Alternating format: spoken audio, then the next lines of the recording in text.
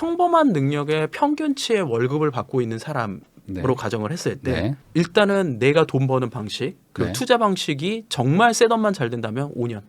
5년 내면 충분히 건물주 해볼 만하다. 5년 만에? 네, 5년 만에.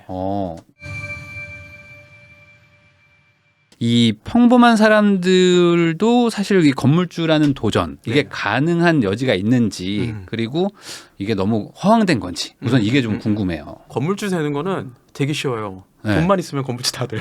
돈만 있으면 된다. 그렇잖아요. 그거 당연하죠. 너무 당연하잖아요. 네네네. 그러면 여기서 그 질문은 돈이 없는 사람이 건물주가 되는 거가 맞는 거잖아요. 네. 과연 내가 건물주가 되기 위해서 정말 제대로 그 꿈을 키우면서 투자 계획을 세우고 있느냐라는 거죠. 그러니까 계획을 세우면 건물주도 가능할 수 있는데. 충분히요. 뭐 이게 좀 지난 얘기여서 조금 죄송스럽기는 하지만 네. 5년 전, 그러니까 네. 전 정권이죠. 전 정권 초기 시절 때만 해도 뭐 지금 용산 엄청 핫하잖아요. 네. 용산의 건물을 물론 좋은 건물은 아니지만 네. 좀 그래도 옛날 건물 그거 5억 이하로 살 수 있었단 말이에요. 현금 5억으로. 근데 네. 그 당시에도 이미 서울 아파트는 5억을 네. 넘어갔단 말이에요. 네. 그럼 건물주가 될 수 있었을까요, 없을까요? 하면은 될 수 있는 부분이 있었어요. 사실 그때는 어떤 선택의 영역이었죠. 집을 살지 뭐 건물을 살지 뭐 살 수도 있으니까. 근데 네. 이제는 사실 좀 건물주하면은 막 50억, 100억 막 이런 느낌이 나니까 네. 사람들이 좀 어색하다. 난 좀 네. 안 될 것 같다 이렇게 생각할 수도 있는데 계획을 세우면 가능한데. 물론 이제 옛날처럼 수월하게 접근하기는 어려운 부분은 있을 수 있어요. 근데 지금도 전 그런 생각을 해요. 네. 약간 생각의 차이고 사고의 차이인 것 같아요. 네. 그리고 그 당시에도 아파트냐 건물이냐 선택의 문제라고 했지만 건물을 선택하는 사람이 별로 없었단 말이에요. 정보의 부재였을 수도 있고 네. 아니면 건물의 가치를 몰랐을 수도 있는 거고. 네. 근데 그게 지금이라고 크게 다를까라는 생각을 해보는 게 중요하다는 거죠. 그러면은 만약에 내가 똑같이 지금 서울 아파트 평균 가격이 물론 뭐 정확하지 않지만 뭐 한 10억, 11억 정도 네. 된다라고 가정을 했을 때 그 돈을 갖고 건물을 못 살까라는 거는 좀 다른 문제가 될 수 있다는 거죠. 그러면 지금 아파트 가격이 예를 들어 10억, 12억인데 네. 이게 뭐 대출이 있는 분, 전세 있는 분 이런 분들 말고 네. 그냥 현금을 가지고 있는 분들도 있어요. 네. 그냥 나는 대출이 싫어서 다 갚아서 네. 11억짜리 아파트가 있다. 네. 그러면 이거 팔면 비과세거든요. 네. 그러면 요로 11억으로 건물 사는 거는 어려운 것이 아니다. 10억짜리 건물을 사는 게 아니라 대신에 훨씬 이제 그 레버리지를 활용을 네. 해가지고서는 그 시드머니 10억을 가지고 건물을 투자를 하는 거죠. 대출을 받아서. 대출을 받아서 하는 거죠. 네. 그래야만 내가 20억이 됐든 30억이 됐든 50억이 됐든 그런 건물을 소유를 해볼 수 있는 거니까. 그러면은 그 평범한 사람이라고 할 때 네. 어찌됐든 간에 아까 말씀하신 어떤 플랜을 짜서 계획을 세워서 준비를 하고 있냐 아니냐가 중요하다고 말씀하셨잖아요. 네. 엄청 중요하죠. 그러면 이런 계획을 세우고 플랜을 세우는 거를 뭐 이렇게 얘기할까요? 뭐 이제 막 사회 초년생 정도 된 한 20대 후반 30대 정도 이제 30 정도 됐다고 쳤을 때 한 몇 년 정도를 그러면은 플랜을 가지고 세워야 좀 건물주가 되는 건지. 안 그래도 이것 때문에 네. 제가 그 진짜 찐 건물주분들 근데 자수성가하신 분들과 네. 그다음에 우리 정 대표님처럼 이런 네. 부동산 전문가분들이랑 얘기를 해봤어요. 네. 그랬을 때 평범한 능력의 평균치의 월급을 받고 있는 사람으로 네. 가정을 했을 때 네. 일단은 내가 돈 버는 방식 그리고 네. 투자 방식이 정말 셋업만 잘 된다면 5년. 5년 내면 충분히 건물주 해볼 만하다. 5년 만에. 네, 5년 만에. 그 셋업이라는 게 어떤 걸 말하는 거죠? 우선은 방법은 일반적인 그 월급쟁이만으로는 솔직히 쉬운 건 아닌 것 같아요. 월급쟁이는 현실적으로 건물주까지 가기에는 아예 아파트 집도 못 사죠. 그러니까 집 사는 것도 사실 쉽지 않기 때문에. 아니 그 뭐 너무 뻔하잖아요. 네네. 1년에 1억 모으는 거 거의 불가능하잖아요. 네네. 보통 사회 초년생들 아니면 사회생활 10년을 했어도 1억 모으는 건 쉽지 않단 말이에요. 근데 그 돈 버는 구조가 일단 첫 번째 하나 바뀌어야 되고요. 그리고 부동산 투자를 한다 그래도 좀 지금처럼 막 부동산 분위기 이런 거 좀 상황을 다 뺄게요. 아주 네, 평범한 부동산 투자 분위기여서도 그냥 단순히 샀다 팔았다로 해서 빠르게 모으기가 쉽지는 않아요. 제가 봤을 때는 그런 부분이 있어요. 네네. 더군다나 만약에 지금 이런 사회 분위기나 이렇게 부동산 물론 항상 우상향 하지만은 네. 우상향할 때 상향만 한 게 아니라 하향도 분명히 같이 따라오잖아요. 하향을 대비할 수 있는 방식의 투자 플랜이 들어가지 않으면은 네. 건물이 아니라 아파트를 좀 좋은 지역의 아파트 산다는 것도 거의 불가능하죠. 그래서 일단 사는 그러니까 내가 돈을 버는 구조가 첫 번째 바뀌어야 되고. 그 말은 뭐 회사원보다는 뭐 사업이나 부업 같은 걸 좀 하긴 해야 된다. 정확히 말하면은 회사는 절대 불가능하고요. 근데 그럴 수는 있잖아요. 저기 CEO 정도 이렇게 삼성 CEO 뭐 이러면 150억 받으니까. 근데 이제 CEO 되면 몇 년이 걸릴까요? 그런 분은 이제 몇 명이니까 어, 일반적인 수준의 회사원들. 네. 네. 평범한 사람들. 네. 네. 그러면 약간 그 전문직 정도면 그분들이 가령 예를 들어 연봉 한 3억 정도 된다라고 가정을 해볼게요. 가정입니다. 네. 3억도 엄청 높은 거잖아요. 아, 네. 거기서 내가 한 2억을 갖다가 모았다고 하더라도 10년에 걸쳐 20억이잖아요. 네. 근데 20억 갖고 강남 아파트 사기도 쉽지는 않거든요. 음. 물론 20억짜리 강남 아파트도 있죠. 네. 하지만 우리가 소위 강남 아파트 좀 좋은 거는 음. 20억은 다 넘어가잖아요. 네. 보통. 그러니까 그런 관점으로 보면은 전문직이 일반인보다는 확실히 빠르게 접근할 수는 있지만 네. 그렇게 수월하게 들어가긴 쉽지는 않다. 음. 근데 전문직 분들도 네. 전문직만 하는 게 아니라 네. 이거를 구조를 바뀌시면은 음. 돈을 엄청 많이 버시죠. 아, 그러니까 어떤 뭐 창업이나 아니면 사업화를 할 수도 있다. 아, 그렇죠. 네. 한 뭐 비뇨기과 의사 선생님이 한 분 계셨단 말이에요. 네. 그 비뇨기과 의사 선생님이 아침부터 밤까지 열심히 하루 종일 해도 제가 아까 얘기했던 3억, 4억 정도 수준까지는 가실 수 있어요. 네. 근데 이게 이분이 10억, 20억 가는 거는 거의 불가능해요. 혼자서는. 네. 근데 이게 결국엔 사업화되지 않으면 안 되는 음. 거거든요. 이런 분도 그런데 하물며 기본 연봉이 높지 않은 직장인 같은 경우는 더 이 구조가 마련되지 않으면은 내가 버는 소득이 높아지기는 쉽지는 않아요. 아. 네. 그러면은 그 저는 옛날에 저도 이제 연봉 가지고는 이게 답이 없으니까 부자 네. 되고 싶었는데 네, 네, 네. 그러니까 야, 안 되겠다. 이거 투자를 해야 되겠다. 맞아요. 그러니까 창업, 부업 아니면 투자니까 네, 네. 투자를 해서 있는 자산을 불려야겠다고 생각했는데 음. 결국에 건물주가 되려면 기본적으로 창업을 하든 사업을 하든 투자를 잘하든 어쨌든 자기의 어떤 시드머니를 불리긴 해야 된다. 그러니까 네. 소득을 많이 맞습니다. 높이긴 해야 된다. 네. 이게 1차고 1차고. 그러면 이게 좀 된다고 하면은 네. 그 다음에 이제 당연히 뭐 규모가 커도 뭐 레버리지를 땡겨서 이제 살 수 있으니까 건물주가 된다. 그렇죠. 그러니까 내가 버는 월 소득이 어느 정도 일정 수준이 확 올라갔고 네. 그 다음에 분명히 돈이 모이기 시작할 거란 말이에요. 네. 그때 당장 바로 건물을 살 수 있는 건 아니에요. 네네네. 이게 어느 정도 밟아 나가는 그 투자 구조가 있어야 되겠죠. 네네네. 그게 뭐 시세 차익이 됐든 아니면 시세 차익과 월세형을 같이 결합된 형태가 됐든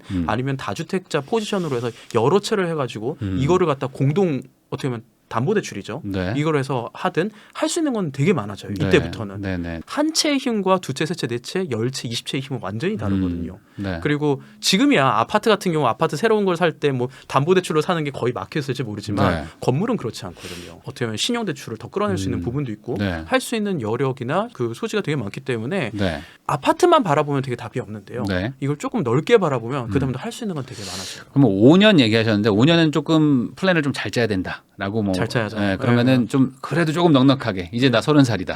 이제 이번 달에 200 모았어요. 이제부터 시작입니다. 아, 이런 200 만 원? 분들은 물론 부업 창업도 같이 해야 네, 되겠지만 네. 그래도 한 10년 이상은 봐야 될까? 한 10년 정도? 절실함의 차이인 것 같아요. 네.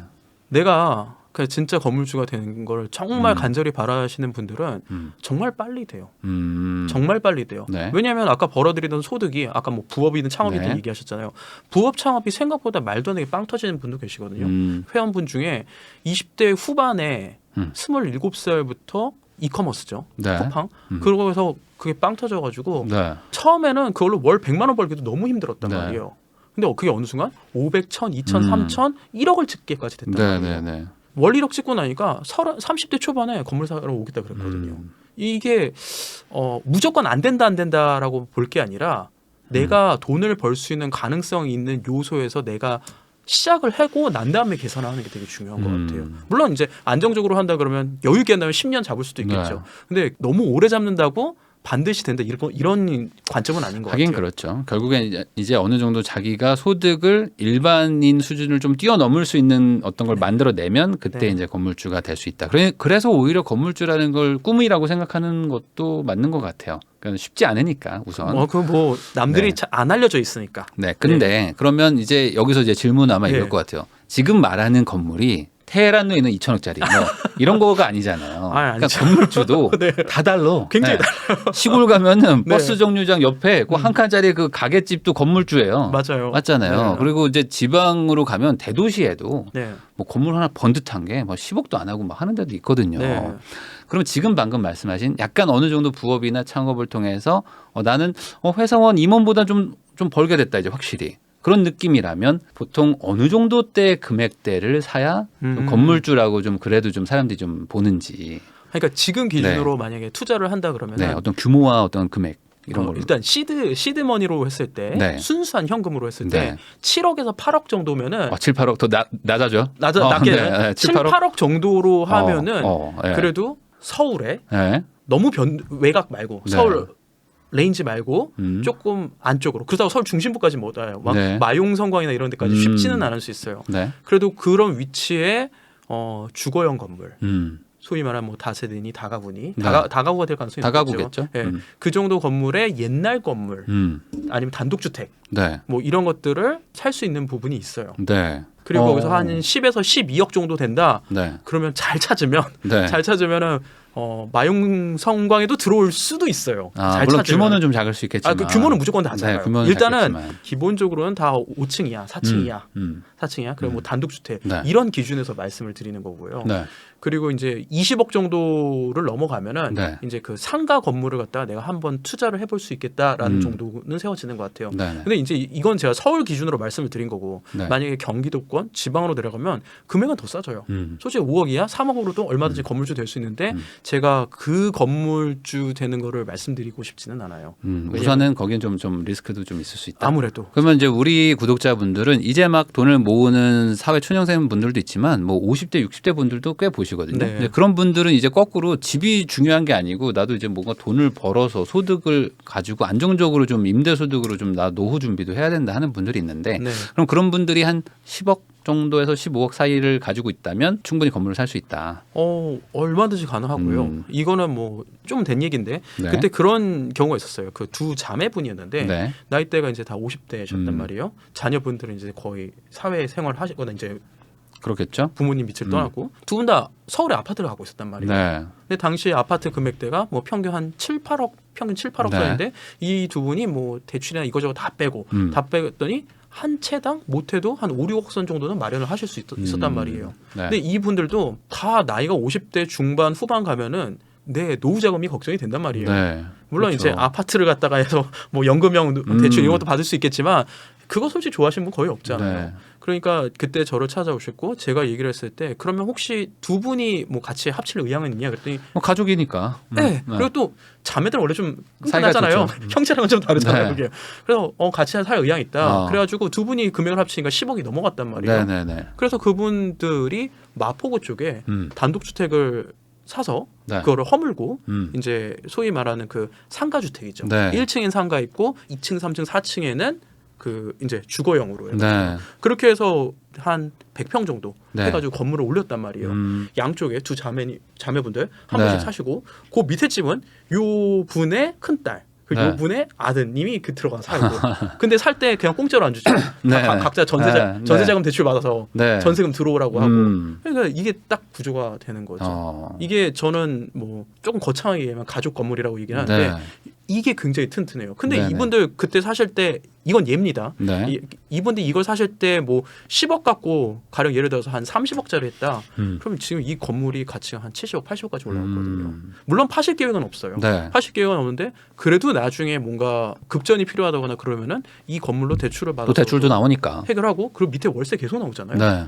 이분들은 월세로 하기 때문에 이미 이자도 뭐 거의 나갈 것도 없고. 그래서 저는 건물을 삶의 터전으로 안정성을 줄 수 있는 안정감 이런 거에선 전 되게 추천을 많이 해드려요. 땅이라는 걸 온전히 소유한다는 거. 맞아요. 네, 그게 가장 어찌 보면 큰 매력이겠죠. 엄청 매력있죠. 공동으로 지분을 가지고 있는 아파트랑 네. 온전히 한 번지가 내 거라는 거는 완전 다른 완전 의미니까. 다르죠. 부동산 좀만 공부해 보신 분들은 알지만 네. 대지 지분과 네. 그 진짜 건물 지분이 차이가 되게 나잖아요. 음. 근데 아파트 같은 경우는 진짜 요만한 땅에 이렇게 올려가지고 수백 세대가 있으니까 이 땅을 수백 개로 쪼갠 거잖아요. 네, 네, 내 땅 지분은 되게 조금이거든요. 네. 근데 뭐 이제 공부 많이 하신 분들은 결국엔 땅값이 올라서 부동산 가격이 올라가는 네. 건데 땅 때문에 모든 전쟁이 일어났잖아요. 네. 근데 지금도 똑같거든요. 음. 눈에 보이지 않을 뿐이지. 네. 그러면 차라리 땅을 많이 소유할 수 있는 방법에 부동산을 투자를 하면은 전 그게 가장 정답이 거기 있는 것 같아요. 그럼 방금 얘기하신 거에서 약간 좀 영감을 얻으신 분들이 이런 분들이 있을 것 같아요. 그러니까 5, 60대 아니면 6, 70대 분들이 이제 본인 돈은 좀 많은데 자식들 집 하나 해주려니까 너무 힘들고 금액도 네. 비싸고 네. 근데 또 결혼할 나이는 또 됐고 그리고 나 노후 준비도 해야 되고 된다고 해서 그냥 아까 말씀하신 것처럼 어떤 하이브리드로 주택과 상가 같이 넣어서 하는 네, 거 네. 이런 거 생각하는 분들 분명히 있거든요. 네. 근데 그러면 나는 지금 그냥 아파트 한 채 가지고 있는 사람이요. 오늘 이제부터 이 영상을 만약에 봤다 이거죠.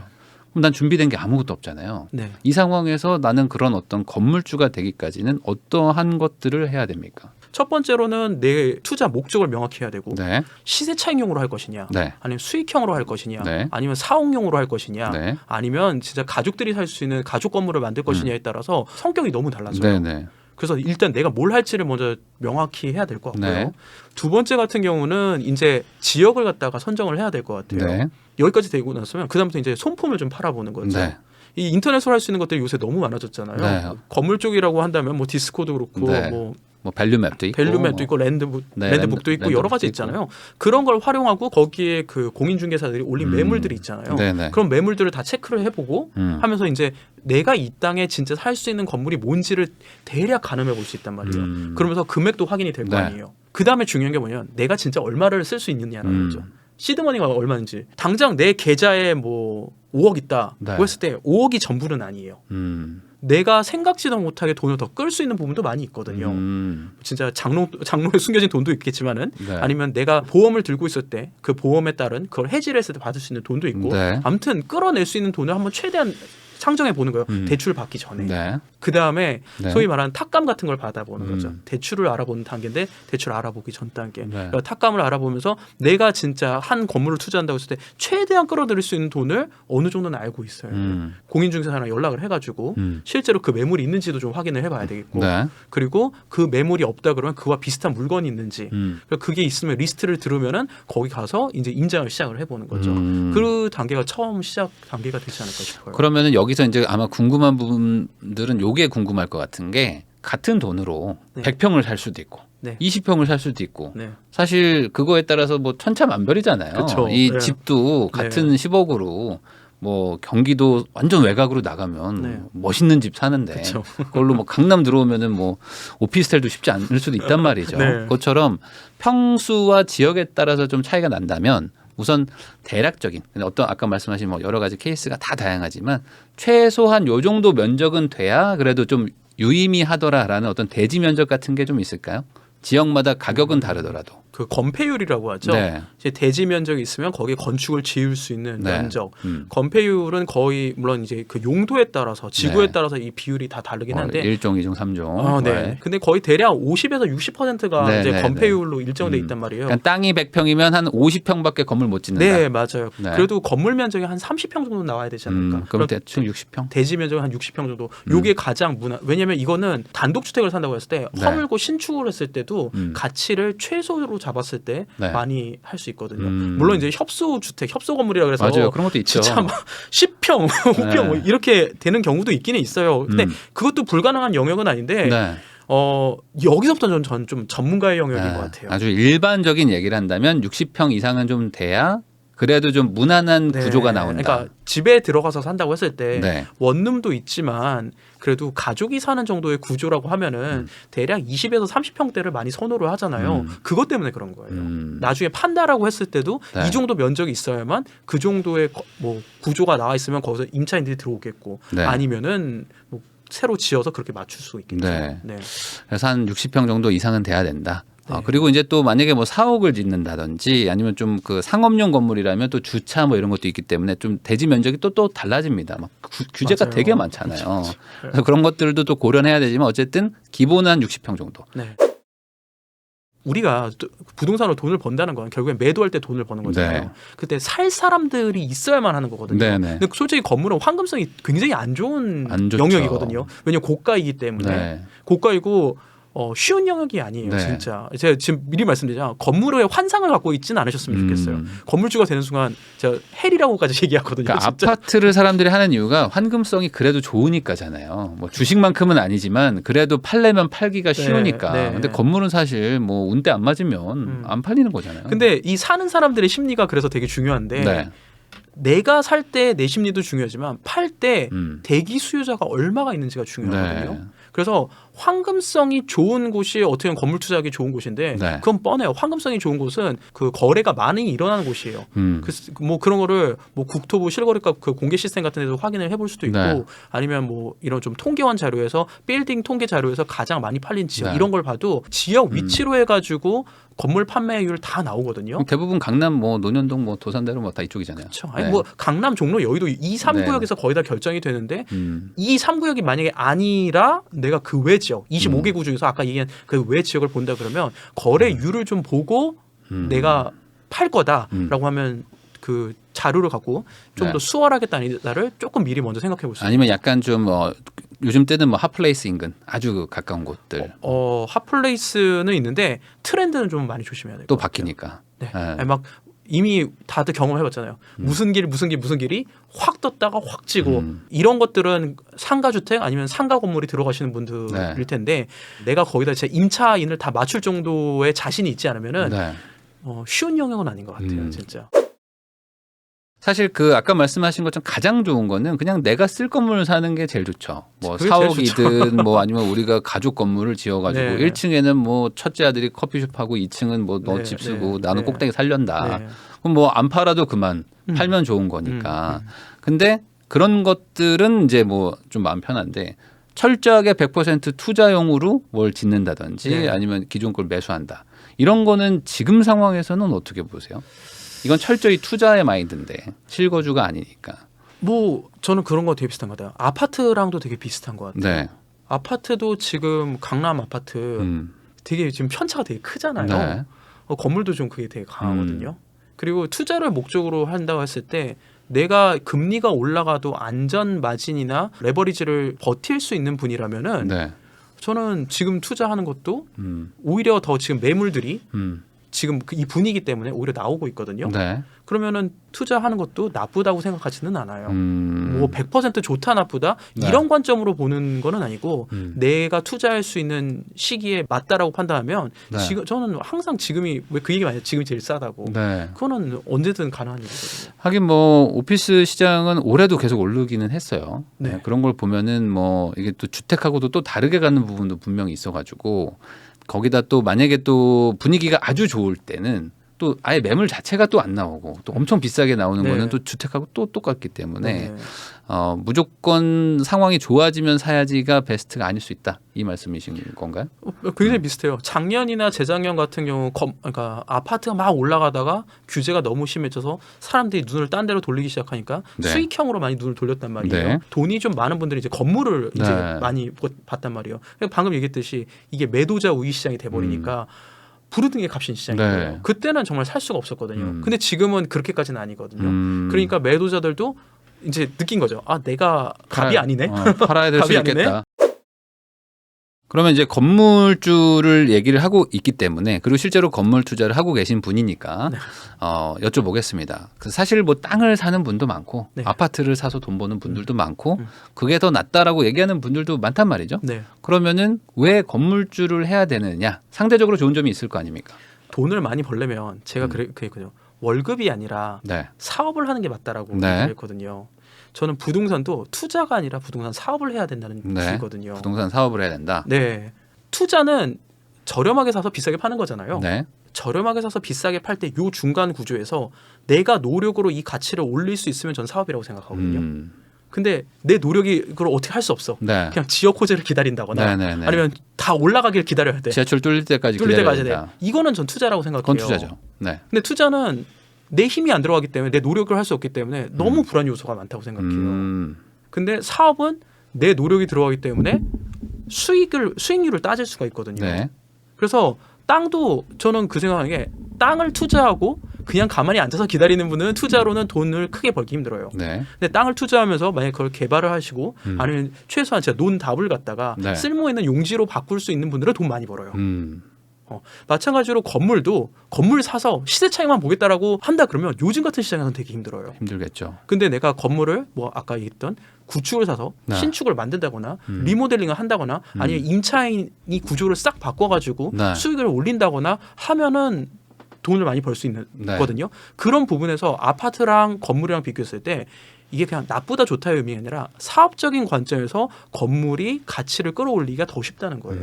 그러니까 이런 얘기신 거죠. 그러니까 아파트는 뭐 내가 가치를 끌어올리려고 해봐야 내부 리모델링 그렇죠. 정도인데 네. 그렇다고 내가 뭐 구조를 바꿔요. 그렇죠. 주차 대수를 늘려요. 네. 어차피 몇천 분의 1의 지분밖에 없으니까. 네. 근데 이제 상가는 온전히 내 땅이기 때문에 부시고 새로 지을 수도 있고 네. 뭐 리모델링도 뭐 확대도 할 수 있고 네. 뭐 구조도 아예 용도도 바꿀 수 있으니까 그쵸. 결국에 내가 얼마나 잘하느냐에 따라서 맞아요. 어떤 상황이든 돈을 벌 수 있다. 네. 그것 때문에 건물주가 괜찮다는 얘기신 거죠. 네.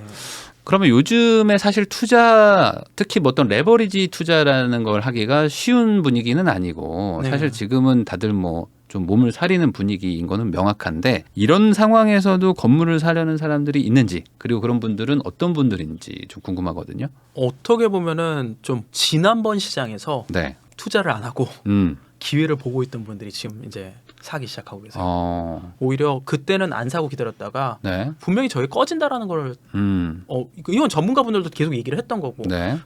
근데 그때 투자를 안 했으니까 시드머니를 유지를 하고 있었던 거죠. 10억이든 20억이든 네. 그거 갖고 지금 시장에서 뛰어드시는 거죠. 음. 그러니까 금액은 그때나 지금이나 비슷해요. 네. 이 금액이 투자하는 금액이 지금 막 엄청 올라가거나 떨어지지 않았거든요. 네.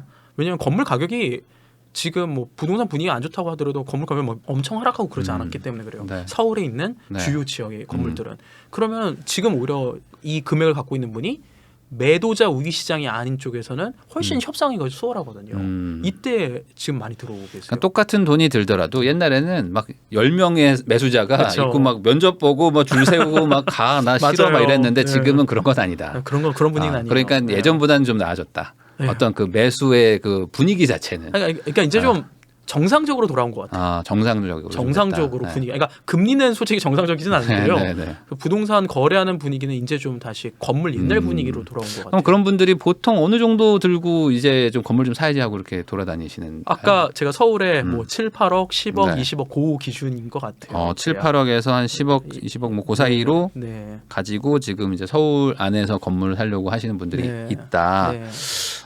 그러면 그게 금리랑은 상관없다고 생각들을 하시나 보죠? 지금 금리가 어쨌든 많이 올랐는데.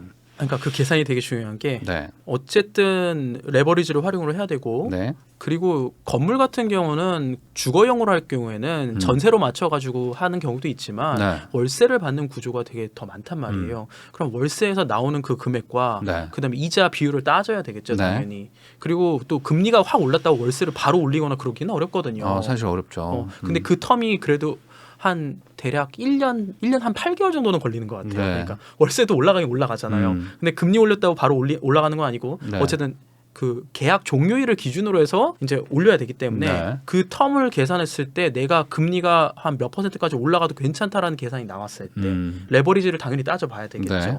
그 한 달 비용을 잘 따져보고 가능한 분이 들어가는 거죠. 내가 버틸 수 있는 게 되게 중요하거든요. 아니면 그렇게도 할 수 있죠. 뭐 12억 정도로 갖고 있다. 네. 그럼 10억 정도만 투자하고 2억을 갖다가 그 금리 이자가 만약 마이너스나 좀 간당간당하다. 그럼 안전 그 자금으로 들고 투자를 하는 거죠. 이제. 이런 얘기죠. 그러니까 뭐 예전랩이 이제 이자가 많이 올랐으니까 네. 뭐 예를 들어 옛날에 월세는 1,000만 원 받았는데 이자가 1,000만 원 나올 거다라고 생각하면 그냥 플러스 마이너스 제로니까 그렇죠. 네. 지워야겠다 했는데 이제는 이자가 더 많이 나올 수도 있잖아요. 그렇죠. 마이너스가 나올 수도 있는데 그래? 그러면 한 3년치 마이너스가 얼마지? 뭐 그럼 그 돈을 맞아요. 차라리 내가 가지고 네. 조금 작은 건물 사서 좀 버텨봐야겠다. 그거를 내가 갖고 있는 자금에서 쪼개기로 할 수도 있고 아니면 대출을 조금 더 받는 거죠. 네.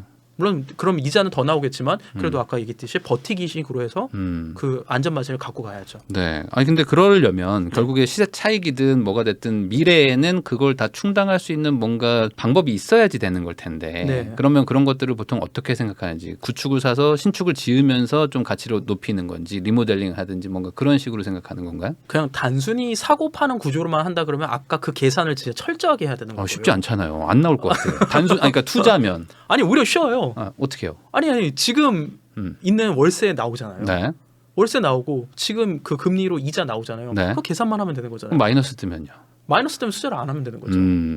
아니면 마이너스가 안 나오게 내가 그걸 간당간당하게 맞춘다. 네. 근데 간당간당하게 맞추는 거는 되게 바람직하진 않아요. 저는 오히려 그 한 10% 정도 더 여유 자금을 갖고 하라고 추천을 해드리거든요. 네. 지금 같은 상황에서는. 네. 작년이나 재작년이었으면은 그냥 저스트하게라도 그냥 무리하게 하세요라는 그런 분위기였을 것 같아요. 근데 지금은 그렇게 얘기했다가는 큰일 나죠, 오히려. 한 1, 2년 이상 여유 자금을 좀 가지고 있어야 된다. 네. 운영 자금.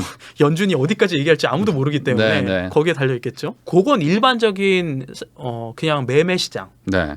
근데 신축 시장이면 얘기가 또 달라지는 그건 거죠. 좀 달라지죠. 네. 근데 그것도 다른 게 뭐냐면 신축을 하고 내가 끌고 가겠다 그러면 오히려 매매 시장처럼 그 계산이 더 해야 되는 거고 근데 신축을 하고 내가 바로 판매를 하겠다거나 네. 분양을 하겠다거나 그러면은 오히려 좀 더 빠르죠.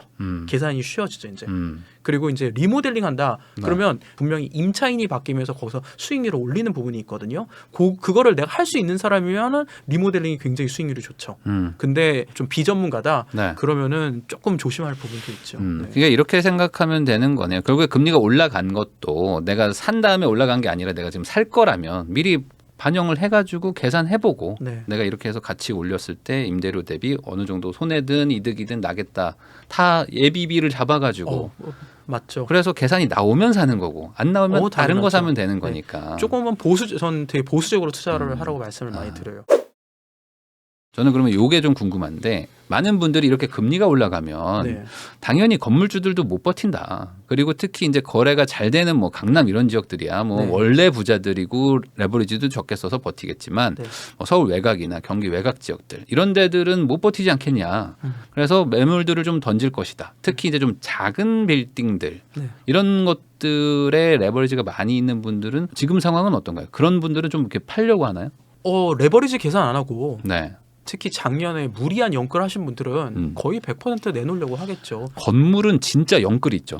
아파트는 영끌이 적지만 건물은 사실 막 해주니까 뭐, 법인은 그냥 다 해주잖아요. 그렇죠. 만약에 입지가 좋고 그런 곳이라면 분명히 그 월세가 잘 돌아갈 거고 네. 레버리지를 했을 때도 마이너스가 나도 내가 추가로 더 내는 금액이 그렇게 크지 않을 가능성이 되게 높아요. 근데 그런 걸 아예 고려를 안 하고 네. 그냥 야 건물이야. 난 무조건 건물주야. 라고 하신 분들은 물건이 많이 나올 수밖에 없고 그런 건물들이 요새 뭐 경매 시장에 나온다는 얘기도 많이 있거든요. 네. 근데 그런 거는 손 안 대는 게 낫겠죠. 아무래도. 그러면 아까 그 한 10억 정도 들고 지금 건물을 사러 다니는 분들이 있다고 하셨는데 네. 10억으로 철저히 투자, 올 임차인을 맞추겠다. 이런 식이라면 지금 어떤 지역들을 봐야 될까요? 순수하게 돈만 보고 투자하는 거니까 단기 매매도 가능하다 자기는. 뭐 이런 생각이라면 10억 갖고 상가 건물은 네. 물에 그렇게 단기 매매를 노리기엔 수월치는 않을 것 같아요. 지금은 좀 가격대가 좀 있으니까 한 20억 정도면 20억 정도. 얘기를 해볼 만한데요. 그럼 넉넉하게 네. 30억 갈까? 30억? 30억 정도면은 순수 투자로 지어서 매도로 간다. 그 얘기 해드릴까요? 30억 갖고 있으면요. 네. 강남 건물 신축할 수 있는데. 할 수 있죠. 네. 그럼 전 그거 하라고 말씀드리고 싶은데 차라리. 그러면은 뭐 어떤 오피스 건물 같은 것들. 그렇게 큰 것까지는 아니더라도요. 작은 5층 이하짜리 네. 그냥 그 4억을 갖다가 그것도 근생이죠. 네. 4억을 갖다가 그걸 해볼 수 있죠. 강남에 아주 크게는 못 지을 수 있지만 네. 최소 30억이거든요. 지금 현재 강남은. 네, 가능합니다. 그러면 그거를 굳이 뭐 혼자 안 하고 네. 두세 명이서 같이 할 수도 있는 거니까. 많이들 그렇게 하세요 지금. 그러면 뭐 그렇게 하는 어떤 사례나 뭐 이런 게 좀 있을까요? 그러니까 너무 디테일하게 얘기하기는 좀 그렇지만 뭐 대략적으로 어느 금액으로 어느 정도 규모를 좀 지을 수 있다. 그런 분들 계셨어요. 그 송파구 쪽에다가 네. 그 건물을 하나 했었는데요. 회사 대표님 세 분이 모인 거예요. 네. 근데 이 세 분이 다 딴 데 제 임차에 들어가서 월세를 내면서 지금 이제 회사를 운영하고 계셨던 거죠. 그런데 이분들 이제 다 알잖아요. 월세 내면서 하는 거 너무 아깝잖아요. 그러니까 그거를 아까운 줄도 모르고 하시다가 어느 순간 나 뭐 했지 이러시잖아요. 네, 그 항상 뒤통수를 나 왜 맞죠. 남 좋은 일 시켰지 이런 거. 근데 막상 또 단독 회사로 해서 건물을 하나 세우자니 또 이게 또 수월한 금액이 한두 푼은 아니란 말이에요. 이게. 그러니까 이 세 분이 모여서 얘기를 한 거죠. 그러면 우리가 이거를 한번 잘 모여보자. 네. 또 10억을 한 거예요. 네. 회사에서 법인 자금으로 해가지고 네. 그러니까 공동 법인을 세워가지고 네. 이 건물 구매용 법인을 한 거죠. 네. 그래서 이거를 아예 그냥 구축을 허물고 신축으로 해가지고 뭐 1층은 상가로 놓고 네. 2층, 3층, 4층을 뭐 A, B, C 법인 대표님들이 한 칸씩 다 구분 등기를 한 거예요. 그거 갖다가 그렇게 하고서는 이 밑에 상가는 이제 10억이니까 3분의 1씩 월세를 갖다가 나누는 형태로 해서 하고 나서 좋은 게 뭐냐? 일단 본인들 월세는 안 나가고 네. 그리고 이 건물의 가치가 올라가잖아요. 그럼 또 그 지분대로 하고 또 이게 구분이 되어 있으니까 나중에 이 회사가 빠져나가도 다른 회사가 여기 들어올 수 있거든요. 그 구조가 깔끔하게 되니까 이분들은 돈 많이 벌죠. 이렇게 되면. 그러니까 상대적으로. 본인이 어차피 월세 내려고 하던 사람들도 있고 네. 그런 분들이 자기 월세를 그냥 이자로 내는 거고 네. 그리고 이제 온전히 내 땅이 되기 때문에 땅값의 또 가치가 또 상승하니까 뭐 그런 걸 가지고 이제 공동 투자하는 분들도 있다. 많죠. 그게 이제 뭐 네. 법인 대표님들도 그렇지만은 일반 개인분들도 네. 그렇게 좀 잘 뭉치면은 진짜 뭉치면 힘이 되거든요. 음. 뭉쳤을 때 네. 물론 조심해야 돼요. 엄청 조심해야 되는데 그래도 이 구조가 리그만 잘 짜여지면은 네. 돈을 어떻게 보면 가장 빨리 버는 길인 것 같아요. 사실 그 우리 어디 모델하우스나 그런 데 갔을 때 지식산업센터 네. 엄청 큰 거 있잖아요. 네네네. 뭐 거의 혼자 들어가시는 분 없거든요. 네. 그러면은 물론 돈이 엄청 많은 분들인데 뭐 한 진짜 현금 7, 80억을 갖고 있는 분들이 네. 세 분 정도? 그럼 70억에 세 분이면 200억. 210억이잖아요. 210억이잖아요. 근데 210억 갖고 1,500억을 할 수 있느냐? 할 수 있거든요. 네, 할 수 있죠. 이거 아는 사람은 알거든요. 네. 그러니까 아파트로 계산하면 그렇게 대출이 나와 이러잖아요. 네. 뭐 이거 50%도 아니고. 네. 근데 오히려 규모가 커지면 커질수록 대출이 더 잘 나와요. 네. 우리 구독자분들 중에는 아직 그래도 뭐 집이 최고 좀 마음 네. 편한 건 있잖아요. 네, 아무래도 네. 주택을 넘어서면 사실 되게 좀 너무 멀게 느껴지는 건 있거든요. 맞아요. 그러다 보니까 이제 다가구 정도 생각하는 분들도 있어요. 어쨌든 네. 한 채로 치고 네, 네. 1주택으로 봐주고 거기 꼭대기에 살면서 청소하고 뭐 이렇게 주차 관리 좀 하면서 좀 노후를 보내야지 하는 분들도 있거든요. 네. 다가구 혹시 이렇게 투자한 사례 같은 거 좀 있을까요? 그 다가구도 원룸 소위 말하는 원룸 건물. 네, 60대셨는데 네. 단독주택 갖고 계셨어요. 아. 단독주택인데 이제 그 부모님이 아파트 살기 싫어하시고 연로하셨죠. 이제 네. 거기 사시다가 이제 부모님이 이제 그 돌아가시고. 세상을 돌아가시고 그러고 나서 단독주택을 있으나 마나한 거예요. 네네. 그래서 그거를 갖다가 다가구로 바꿔버렸거든요. 다가구로 바꾸고 한 세대 수는 한 6세대 정도. 네. 그렇게 하고 본인은 맨 꼭대기에 살면서 월세 받으니까 되게 잘 살고 계셔. 이거 네. 실제 광진구에 계신 분이거든요. 네네네. 이런 케이스가 오히려 그 내가 노년에 노후 자금을 이렇게 돌리는 케이스로는 제일 좋기는 하죠. 그러니까 땅이 약간 뭐 어찌 보면 비효율적으로 쓰이고 있었던 것들을 최대한 좀 경제성 있게 바꿈으로써 사실 뭐 없었던 가치가 생기는 거니까 이런 걸 단순히 뭐 금리가 얼마니까 손해고 뭐 이렇게 따질 수는 없는 거잖아요. 없던 가치가 생기는 거니까. 그렇죠. 그리고 이분들은 당장 팔 생각도 없어요. 음. 그리고 금리가 올랐다라고 여기에 흔들리는 게 아니라 네. 그냥 꾸준히 가능해요. 꾸준히. 여기서 아까 얘기했던 없던 가치가 생겼잖아요. 네. 못 받던 돈을 갖다가 내가 받게 된 거잖아요. 네네. 이거에 감사한 거예요. 근데 중요한 거는 금리는 변동이 있지만 이 월세는 변동이 있지 않거든요. 네. 월세가 떨어지는 경우는 거의 없거든요. 오르면 올랐지. 뭐 대도시는 뭐 특히 그렇죠. 더. 그렇죠. 네, 물론 이제 지방은 좀 다를 수 있는데 지방의 소도시들은 좀 조심한 표현이긴 한데 떨어질 수도 있어요. 떨어지죠. 떨어지면 뭐 네. 산업단지에서 싹 빠져나가나 네, 그런 네. 어쩔 수 없는데 네. 서울권 기준으로 네, 네, 말씀드릴게요. 그러면은 이런 분들이 안정적으로 가져가시는 거. 그래서 오히려 지금 그분이 이제 60 훨씬 넘으셨는데 네. 주변 친구분들이 다 부러워하죠. 아, 아파트만 갖고 있으니까 주변 친구분들. 그럴 수 있죠. 네. 그럼 혹시 이 지역마다 다르긴 하지만 그래도 서울권 안에라고 쳤을 때 아까 뭐 주택 빼고요. 주택 빼고 뭐 상가 건물 위주로 만약에 보면 건물주분들이 좀 선호하는 임차인이랄까? 뭐 이런 업종 같은 게 좀 어떤 뭐 경향성이 좀 있나요? 1층에 아무래도 커피숍이 가장 제일 선호를 많이 하죠. 네. 왜냐면은 그 1층을 보통 그 키 테넌트라 그래서 네. 여기에 나오는 월세 비중에 따라서 이 건물의 가치가 달라지기 사실 때문에 건물의 1층의 비중이 가장 크죠. 제일 크죠. 네. 그래서- 위에 값 쳐봐야 하나 1층 정도 수준이니까. 그래서 그렇죠. 아시는 분 아셔요. 네. 맨 꼭대기 층은 거의 가치도 많이 없단 말이에요. 네, 네. 그게. 그래서 주인이 사는 건가? 찬바람 네. 맞으면서. 네. 근데 건물주의 고객은 네. 임차인이거든요. 네. 그럼 임차인이 돈을 많이 벌 수 있는 환경에 위치해 있는 게 일단 첫 번째로 중요해요. 네. 그러려면은 당연히 임차인들이 하기 쉬운 업종 중에서는 커피숍이 가장 무난하기도 네. 하고 아니면 우리가 1층에 들어가는 거 쉬운 거 생각해 볼 거 많을 것 같아요. 불과 한 5년 전만 해도 안경점 되게 인기 많았었거든요. 네. 근데 요새 안경점이 변하고 약간 트렌드인데 옛날 네. 통닭집으로 많이 바뀐 것 같아요. 통닭집. 옛날 통닭. 아. 옛날 통닭집으로 네. 쉽게 해서 사람들이 사 먹을 수 있는 거. 네, 네. 그 요새 의외로 채소 가게랑 정육점 가게도 많이 들어왔어요. 네네네. 그리고 핸드폰 가게. 요 업종들이 거의 주 키 테넌트들이 되는 것 같아요. 그냥 서민적인 건물에서 네. 5층 이하의 좀 네. 낮은 건물에 그 정도가 제일 많이 선호를 하죠. 왜냐면은 임차인이 월세를 잘 내려면 이들이 장사가 잘 돼야 되는 거거든요. 그럼 장사가 잘 되려면 거기에 맞는 업종과 그 거리의 상권이 중요한데 특색 있는 가게도 중요하지만 네. 오히려 무난한 가게가 전 좋다고 얘기를 많이 하거든요. 네. 그러니까 사람들이 어떻게 보면 제일 많이 선호하는 건 프랜차이즈한 커피숍을 제일 많이 선호하겠죠. 그러니까 이게 오히려 건물은 그런 매력이 있는 것 같아요. 그냥 기존에 그냥 대충 쓰고 있던, 그러니까 사실 지금 시대와 맞지 않는 과거의 건물들이 보통 있으니까 그걸 네. 사서 아예 설계 단계부터 이 거리에 이 위치에는 좀 이런 업종들이나 아니면 뭐 안 되면 주택을 넣는 게 가장 경제적이겠다.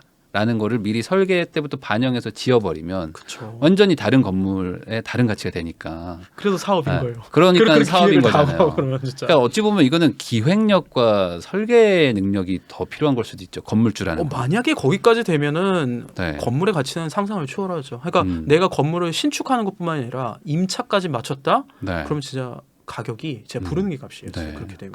그리고 뭐 아니면 어떤 분들은 아예 그냥 내가 거기서 아예 장사를 할 수 있는 능력까지 있으시면 그것까지 맞춰서 아예 상권도 보셔서 건물 지어버리기도 하면. 네, 그래서 뭐 유명하신 유튜버 네. 부모님께서는 내가 월세 내지 말고 내가 아예 건물 사라고 얘기도 하시잖아요. 그러니까. 내 장사력이 있다면은. 네. 근데 전제 조건이 뭐죠? 내 장사력은 분명히 있어야 된다는 거죠. 그러니까 자영업으로 성공하신 분들이야말로 건물주하기 가장 좋죠. 1층을 채워볼 수 제일 있으니까. 좋죠. 그러다 내가 내 그 고객을 끌어들일 수 있는 그게 있다 그러면은 네. 완전히 빚을 발할 수 있죠. 그러니까 2, 3층 임차도 더 좋을 수도 있고. 네, 네. 자, 그러면 여기까지는 사실 좀 그 능력이나 뭐 어떤 기획력 이런 얘기를 했지만 사실 이런 영상들을 보다 보면 그냥 사야겠다.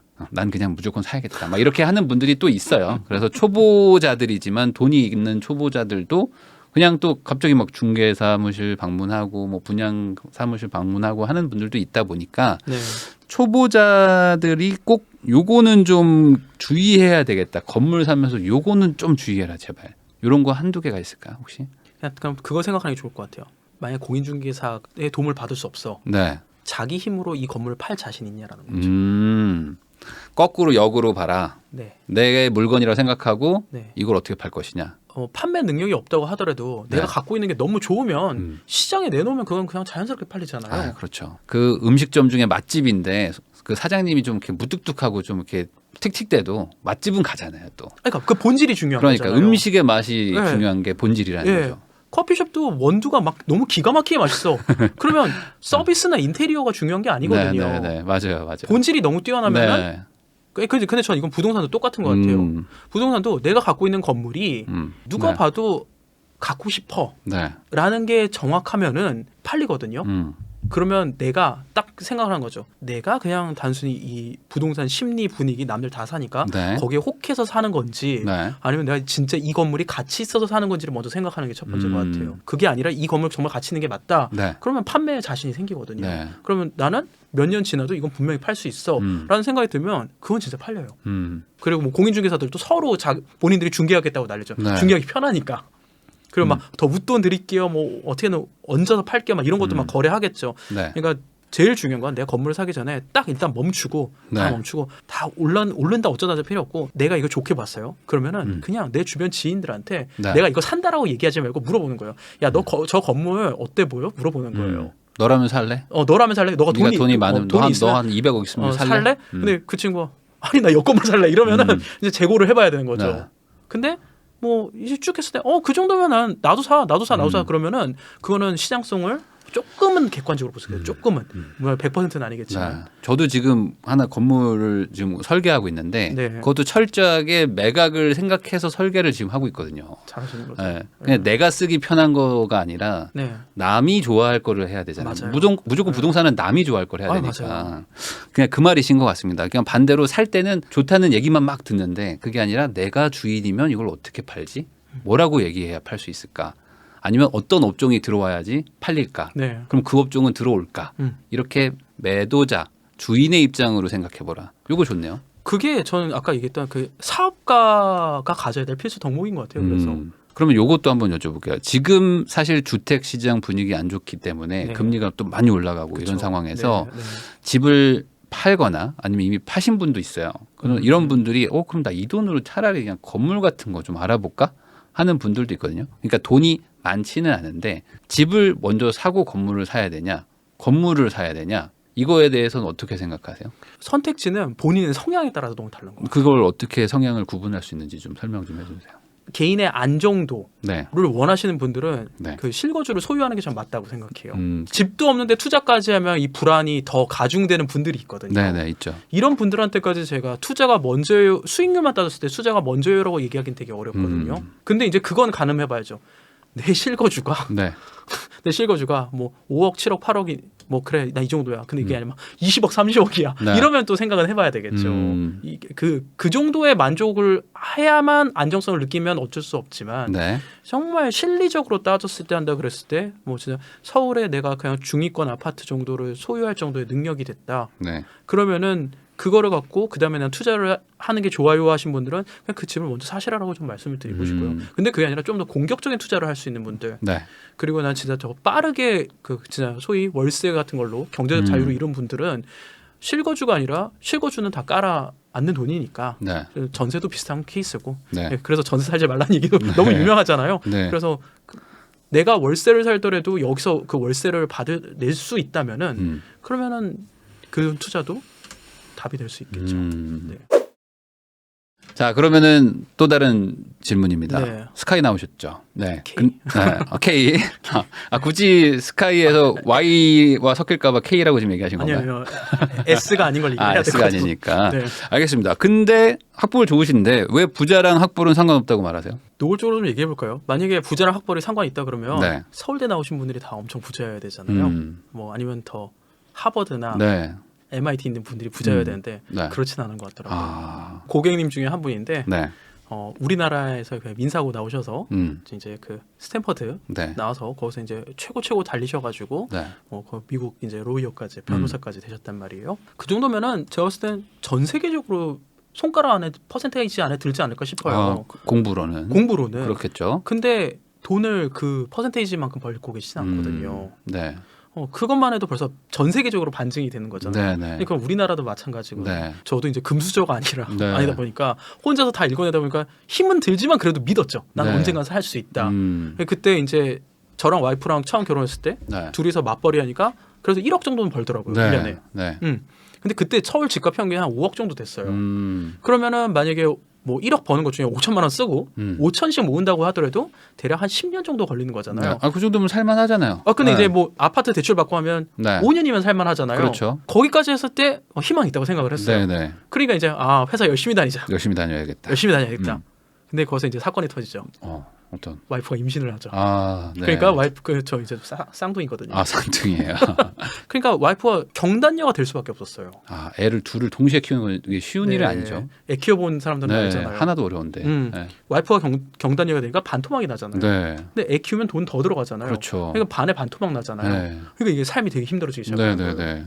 거기서부터 내가 뭘 잘못했지라는 생각이 드는 거예요. 나는 하라는 대로 하고 살아왔는데 정말 열심히 살았거든요. K까지 갔는데 S 밑에까지 갔잖아요. 그리고 이제 대기업을 다녀 보면 모든 대기업이 다 그렇진 않지만 제가 있었던 곳에 제가 좀 더 잘하고 싶어서 열심히 다녔거든요.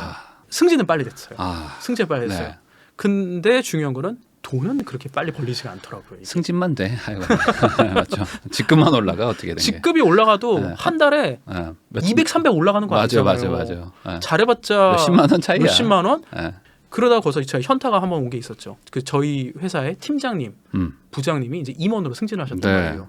회사 들어가면 다 임원 꿈꾸잖아요. 그럼요. 내가 이 회사 들어왔으니 임원, 상무 전부 돼봐야지. 근데 그분이 딱 그 상무 보였죠. 그것도. 상무보. 그거 딱 되고 나서 저랑 이제 친분이 있어서 같이 술 한잔 네. 마시면서 하는데 제가 사모님께서 왜 그러세요? 연봉 얼마 되십니까? 물어봤어요. 나 그냥 한 세전 한 뭐 1억 4, 5천 정도 되는데 거기서 제가 되게 현타를 맞았죠. 이 돈 갖고는 서울에 전세도 못 오는데 네. 거기서 이제 제가 와장창 무너지는. 어떻게 보면 순수했을지도 모르겠어요. 세전이 그거면 거기서 한 또 40몇 %또 떼기 때문에 이래저래 뭐 30% 뗍니다. 아니, 뭐 건강보험료에다가 다 떼. 뭐 갖고 가는 이제 뭐 8, 9천 그러니까. 수준 모르죠. 더 많으실 수도 있고 네네. 정확히 모르니까.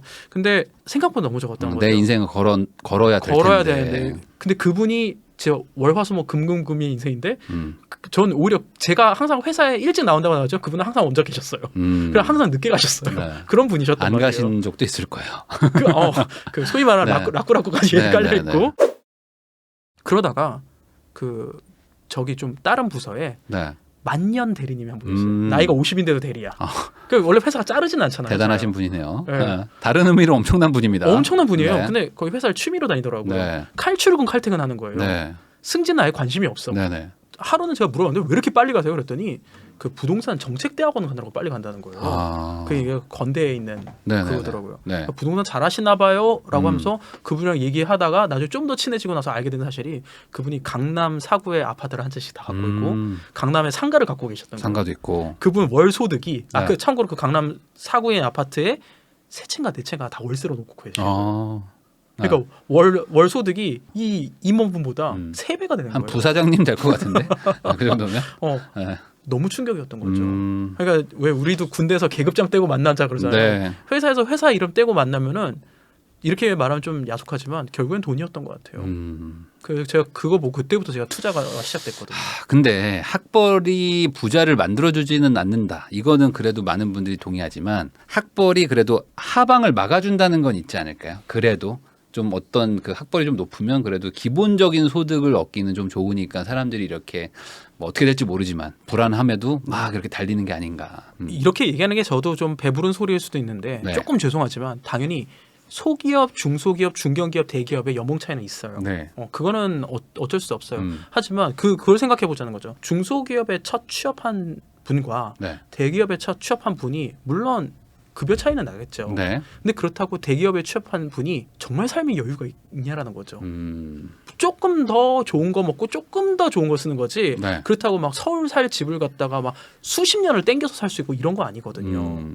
그러니까 극적인 차이가 나기엔 어렵다. 어렵죠. 그러니까 진짜 꿈을 꾸면서 막 사람들이 야 월천 벌었어. 지금도 대기업 가서 월천 버는 친구가 많은 건 아니거든요. 네. 그렇다고 사회 초년생이 아니면 사회생활 한 5년 이하한 친구가 월천을 여유 있게 버는 기업이 있다? 그런 건 진짜 있긴 하겠죠. 하지만 쉽지는 않거든요. 그러면 이제는 결국에는 어떤 부업, 창업, 사업 뭐 이런 것들과 이제 투자 이런 것들이 이제 섞이면 아까 말한 어떤 학벌이라는 거 대비에 그 장점 대비 훨씬 뭐 충분히 다른 분들도 할 수 있다. 네. 이렇게 봐야 된다. 이거를 느낀 게 네. 지금 신생 그 소위 말하는 젊은 건물주분들이 네. 다 학벌이 안 좋아요. 그리고 오히려 어떻게 보면 이게 학벌이 안 좋다 보니까 네. 바로 사회에 나오고 케이스가 많거든요. 빨리 나오고. 학교를 안 가고 사회에 나가는 케이스가 많단 말이에요. 네. 그러니까 생각을 하기 시작하잖아요. 돈을 벌어야 되잖아요. 그럼 그때부터 사람이 뇌가 좀 바뀌거든요. 네네네. 근데 내가 남들이 바람직해 보이는 그 루트로만 따라가면은 네. 내 뇌가 바뀌는 경우가 없어요. 아주 늦죠. 뭐 결혼하고 애 나오면 그때 바뀔까? 막 그런 사람들도 있죠. 바뀐 사람이 왜 이렇게 안 되는 거죠? 전 조금 빨리 바뀌었습니다. 저는 좀 부럽더라고요. 저는 한 21살쯤 바뀌긴 했습니다. 전 많이 늦게 당구장에서 바뀌었어요. 알바하면서 바뀌었습니다. 어쨌든 근데 네. 결국에는 그 학벌하고는 저도 큰 상관은 없다고 봐요. 그러니까 네. 무난무난하게 사는 거는 가능하지만 부자 되는 건 결국에 아까 말한 대로 뭔가 곱하기가 있어야 되니까 인생에 맞아요. 네. 이 학벌이나 이런 거는 그냥 더하기니까. 네. 그러면 그 아까 말씀하신 것처럼 좀 뭐 이런 얘기하면 좀 그렇지만 학벌이 좀 안 좋으신데 뭐 건물주 된 사례 뭐 하나만 좀. 상고 네. 출신 네. 여성분이었어요. 네. 근데 이게 바로 취업을 하셨죠. 이제 네. 대학을 안 가고 그래서 한 2년 동안 해가지고 한 1,500만 원 정도를 모았단 말이에요. 그리고 그때 이제 저랑 좀 일찌감치 네. 어떻게 만나게 됐는데 네. 근데 저한테 물어본 거예요. 이제 자기 부자 되고 싶다고. 네. 좀 난감하죠. 이분 1,500원, 1,500만 원 원 모았고 월급은 그냥 최저임금. 그러면 뭐 200 그때는 정도. 200도 안 됐죠. 네. 예, 막 180, 네. 190 막 이런 네, 시절이었으니까. 근데 제가 그걸 하나 한 게 월세의 비밀이라는 건 분명히 있거든요. 월세 투자의 비밀. 네. 솔직히 1,500 갖고 아파트 투자하기 힘들거든요. 그렇죠. 물론 그때 이제 갭 투자를 잘했다면 알았을지도 모르지만 제가 400 가지고 한테 산 적이 있긴 합니다. 아니 물론 지방 잘 돌아다니면 네, 네, 네. 풀피로도 살 수 있고 네. 많이 있죠. 네. 그래서 제가 그때 한 건 월세 투자를 갖다가 제가 권장을 했었어요. 근데 월세 투자도 일단 저렴하게 들어가서 하는 게 중요하거든요. 네. 그래서 지금도 저렴한 지역이지만 인천의 남동공단 같은 경우는 굉장히 저렴하더라고요. 네. 또 경매하시는 분들이 많이 가는 거의 지역이기도 하죠. 경매 성지죠. 성지죠. 네. 근데 이거 알려지기 전이었었어요. 잘. 지금처럼. 근데 거기 월세하기 되게 쉽잖아요. 그거를 월세율이 갖다가 월세가 많이면 나와요. 또 나오기도. 나오잖아요. 네. 그러니까 월세 수익률을 올리려면 투자금이 적어야 되는 거잖아요. 물론 경매를 하면 더 최소화할 수 있지만 네. 경매까지 가지 않더라도 여기 가면은 몇 백만 원 갖고도 충분히 이게 되잖아요. 되죠. 이분이 1,500 갖고 못해도 그때 한 4채 정도로 갖다가 다 세팅을 했단 말이에요. 네. 그 다음에 그거 잘 구조 짜니까 뭐 월급까지는 아니지만 그럼 월급 반 정도는 나온단 말이에요. 이게 아주 낡은 집들도 아주 하한선에 월세가 있어요. 그러니까 아무리 네. 낡은 집도 월세 뭐 30, 40은 또 받아도 왜냐면 집이니까. 아니, 지금도 네. 30만 원 이하 월세는 찾기도 힘들어요. 네. 전국에서 네. 봤을 때. 맞아요. 그리고 금액이 싸기 때문에 임차인들도 이 집의 퀄리티를 그렇게 따지지 맞아요. 않는단 말이에요. 네. 그러니까 불만이 오히려 없어. 물론 진상 임차인들은 있죠. 관리의 포인트가 힘들긴 하겠지만 그래도 그런 것들은 이제 알아서 하신 거고. 그 친구가 이제 그걸 넘어가는 건 대단한 거죠. 아, 그리고 그 친구가 어쨌든 월급을 벌면은 네. 족족히 여기에 투자를 한 거죠. 아, 네. 그렇게 해서 결국에는 이 친구도 한 30채까지 이걸 올린 것 같아요. 네. 그러니까 월급을 훨씬 넘어서잖아요. 다 월세로 그냥 네. 세팅하면서 월세로 세팅을 하고. 네네네. 그리고 이걸 모아가지고 그리고 지금 그때는 지금처럼 막 그 주택수에 민감하고 그러던 규제가 시절이 없었죠. 네. 네, 아시죠? 오히려 집 사라고 제발 좀 사주세요 했던 그리고 그때 이제 시절이기 주택 때문에. 임대사업자 내면은 되게 네. 혜택이 많았던 시절이었고 네. 그렇게 해서 거의 20대 지금 후반 이렇게 왔는데 이미 자산이나 규모는 상당히 올라갔고 그렇게 해서 요거를 모아서 네. 담보대출을 신용이죠 일종의 네. 대표자 신용으로 해서 담보대출을 해서 건물을 샀거든요. 아, 그러니까 이게 불가능한 건 아니잖아요. 네. 그 이분이 그렇다고 머리가 막 아주 좋거나 음. 뭐 소위 말하는 하이 커리어이신 분은 아니잖아요. 음. 물론 지금 이게 꼭 맞다 틀리다 얘기하기는 되게 힘든 것 같아요. 네. 하지만 불가능한 건 아닌 것 같아요. 찾아보면 방법은 다 있어요. 그러니까 같은 방식이 지금 그대로 적용된다는 얘기는 아니지만 분명히 또 다른 기회, 또 다른 방식이 네. 또 있을 것이다. 있어요. 항상 분명히 그런 건 있어요. 있으니까. 네. 근데 중요한 거는 그분이 학력이 중요했던 게 아니고 그분의 어떤 의지와 네. 그분이 얼마나 열심히 하려고 했는지와 그리고 그걸 하면서 얼마나 많은 힘든 일이 있었을지는 저는 공감하거든요. 아마 별의별 일들이 있었을 겁니다. 솔직히 월세는 사실 임차인이 가장 문제거든요. 진짜. 엄청 힘들죠. 네. 월세 받는 게 절대 공짜가 아니기 공짜 때문에 아니죠. 소송도 공짜 하고 아니죠. 뭐 네. 안에 막 다 뭐 다 낙서해놓고 막 어떤 분 그러니까 불지르겠다고 하는 분도 있고. 20대가 그 네. 명도를 한다는 여자분이 건, 또- 여자분이 한다는 건 네. 보통 얘기는 그러니까 아니었죠. 그렇게 했기 때문에 또 그런 또 결과가 좋은 네. 결과가 왔었던 거고. 자, 그럼 반대로 대표님이 보시기에는 지금 청년 세대들은 어쨌든 컸잖아요. 이미 뭐 지금 대학생이나 사회 초년생 분들은 뭐 20대인데 네. 이분들한테 이 교육이 필요했는데 못 받았다. 이분들이 이게 제일 결핍이 있다라고 할 만한 게 뭐가 있을까요? 딱 그 생각이 들거든요. 좋은 학교를 나오고 좋은 기업을 가는 이유가 뭔지부터 좀 생각해봤으면 좋겠어요. 좋은 학교를 나오고 좋은 기업을 가는 이유가 뭐라고 생각하세요? 뭐 우선은 좀 사회적으로 좀 인정받는 거 기본적으로 어느 정도 인정받는 거. 그리고 이제 안정된 어찌됐든 좀 그 사회에서 그 급여 생활을 좀 할 수 있다는 거 네. 그리고 어쨌든 같은 나이대에 조금은 더 벌 수 있다는 거 같은 연봉은 아니니까 네. 그냥 저는 궁극적으로 돈을 많이 벌기 때문에 사람들이 여기에 선호를 한다고 생각하거든요. 그 어떻게 보면 좀 증명된 방식으로 해서 네, 가장 확실한 방식. 요 정도 기업을 가면 요 정도 벌고 네. 이런 직군을 가면 요걸 벌다라는 네. 거잖아요. 음흠. 만약에 능력이 있으면 솔직히 대기업 안 가고 의사나 변호사를 했겠죠. 네. 근데 의사나 변호사가 대기업보다 많이 벌기 때문에 이런 약간의 이 추정치가 비슷하게 만들어지는 부분이 있거든요. 네. 물론 명예도 있죠. 명예도 있는데 궁극적으로 사회가 추구하는 거는 명예도 있지만 돈이 전 굉장히 많이 중요하다고 네. 생각을 해요. 그랬을 때 공부를 잘하는 이유는 결국엔 돈을 많이 벌기 위한 걸로 가는 부분이 되게 많아요. 근데 아까도 얘기했지만 공부를 많이 한다고 돈을 정말 많이 버는 시스템은 아닌 거거든요. 네. 내가 알고 있는 선에서 좀 증명이 됐다는 것뿐이지. 그럼 바꿔 얘기하면은 돈을 많이 벌고 싶으면 이 시스템이 정답은 아니라는 거죠. 네. 그러니까 부자가 되고 싶다면 지금 모두가 말하는 그 라인은 아니라는 절대 거죠. 아니죠. 네. 절대 아니죠. 물론 이렇게 해서 부자가 되신 분도 있겠죠. 네. 근데 이렇게 해서 이 순수한 방식으로 부자 되신 분은 전 거의 본 적 없는 것 같아요. 그리고 그 방식으로 모두가 부자가 됐다면은 지금은 뭐 돈 걱정하는 사람들은 아무도 없겠죠.